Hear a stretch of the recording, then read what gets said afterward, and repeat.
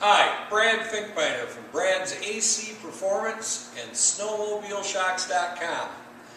This video is the installation of my newest product called the Missing Link. And I've already got the suspension out of this Arctic Cat. So this is what we're calling the Missing Link. It's a spring and a bracket. And this bracket is designed to go between the rails, directly underneath the rear torque arm. This spring, we have a holding system that holds the spring in place, and then as the suspension goes down and gets to that last inch of travel, it engages the spring. And what that does is prevents that violent crash when you hit the big bump that sends you to the hospital because your back is so bad. But it's a violent disruption when the torque arm hits the rubber bumpers on the rail. And this helps stop that. This works very, very well, and we have our Brad's AC Performance money back guarantee. If you install it, ride it one weekend, you don't think it does the job, we'll give you your money back. So let's get started on this. Suspension prepped, but we're not going to video that because you don't need to watch me turning wrenches. But we're going to remove this rear wheel, we're going to remove this upper torque link, the upper wheel, and the spring. And keep in mind, if you're thinking about suspension upgrades other than the Missing Link, heavier springs, lighter springs, shock service, this is a really good time to do it. It's also a good time to check all your wheel bearings and your Hyfaxes. So I'm going to go ahead and get this disassembled, and we'll come back. Alright, so I removed the rear axle, and on the Arctic Cats it's kind of a neat little deal. The bolt's on the outside, and it's just captured inside of a little spindle like this. It comes right off, and that's also, you're going to want to take these off when you're removing it from the chassis. But that freed it up, and I undid the bolt for the coupler block, and I undid the bolt for the scissor. And then when you're installing the Missing Link, these notches go towards the front of the suspension, and then it just goes in here between the rails. How to drill and line everything up, bolt it all together, but I'm going to reassemble part of this side and we'll come back. Alright, so the next thing we've got to do is we've got to get the shock and the throttle rods. That's the two bars that run alongside the shock, disassembled from the suspension. I've already taken liberties here. We're going to flip that shock over. Now when you reassemble the suspension, one thing you should take note of, see how this wants to flip down, the shock wants to be below the center of this axle? That is not how it goes. When it's assembled in a sled, this has got to be above that axle, or you'll have problems.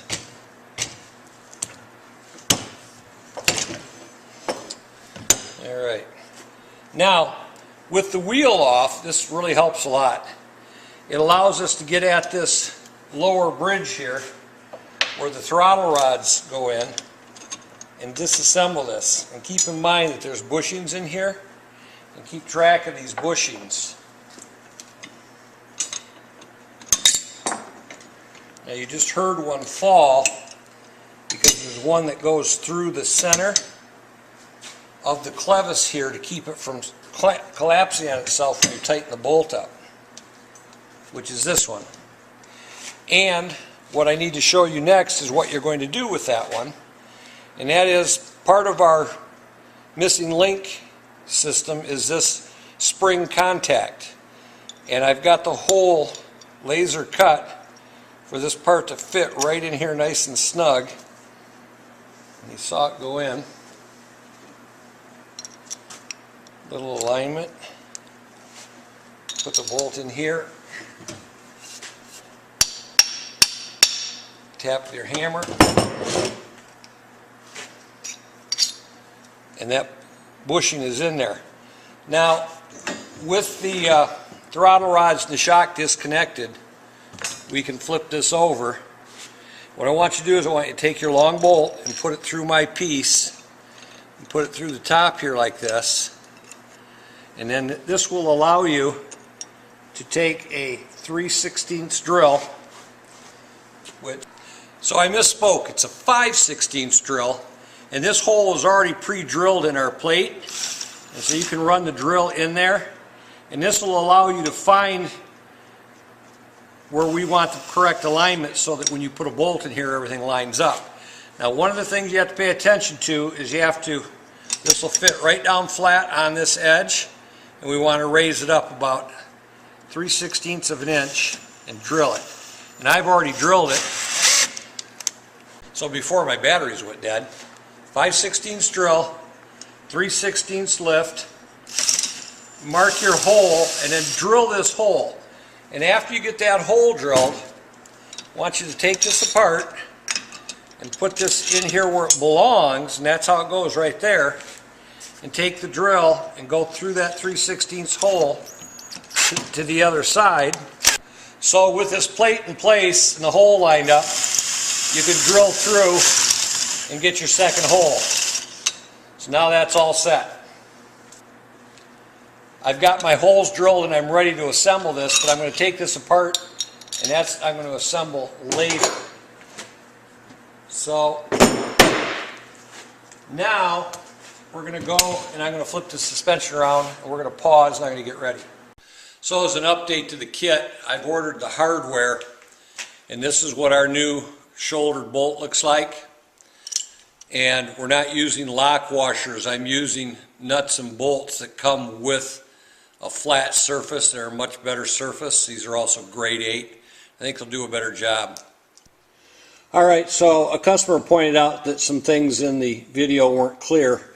This small hole that's in front of the wheel is the same size hole that's in front of the wheel where this bolt goes in. And you're going to drill that hole to 3/8. And then what you're going to do is you're going to take one of the bolts that's supplied and you're going to bolt this up in place, and you're going to take a C-clamp and you're going to clamp the other end down here where my hands are, and then you're going to make sure the alignment across the top here, the gap between my aluminum bracket and the natural feature of the rail, you want to have that gap the same, and then clamp this securely and drill it with a 3/8 drill. And once you've drilled it, bolt it in place, and then you can drill the last hole that's going to hold the missing link in place, and then the shoulder bolt is going to go through the rail where the factory has cut out the bracket. On some units, but not all, you will get this piece of stainless steel which goes on the inside. You don't have to worry about this hole alignment if you've got your 3/8 bolts in. I've got everything tight so that it'll bolt together, and that. So it was even apparent to my wife that these holes on this stainless steel plate don't line up with the holes on the rail piece that I have, and they don't because I moved this back hole to get more meat of the rail, and when I redesigned these two pieces to sandwich the rail. Alright, so the missing link is secure in the frame rail, and in practice you would have it all done over here, and you can see this small hole that Arctic Cat has in the frame rail that I'm drilling out. So that's a rough idea of how to assemble it. If you need assistance, you can contact me at technical support at the phone number down below. I'm unable to get this apart because it takes 2 people, and I'm just by myself and recovering from some knee surgery. But that would go in there, and then you just put the rest of the suspension parts back on. You may want to replace this upper bearing while you've got it off. Part number 6006, and then there's some letters afterwards, but it's a sealed bearing. And I recommend you get it from the Arctic Cat dealer because it comes with cold weather grease.